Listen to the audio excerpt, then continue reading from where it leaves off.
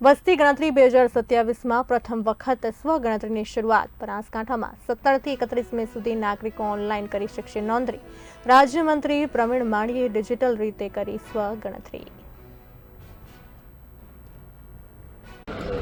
નમસ્તે મિત્રો, આજે ભારત સરકાર દ્વારા અને રાજ્ય સરકારના સહયોગથી સેન્સસ એટલે વસ્તી ગણતરીનું શુભારંભ મેં જાતે પોતાના મોબાઈલથી હેડ ઓફ ધ ફેમિલી તરીકે, એટલે કે હું ઘરની અંદર કેટલા વ્યક્તિ રહીએ છીએ, કેટલા લોકો રહીએ છીએ, એની ડિટેલ જાતે જ મેં ભરી છે.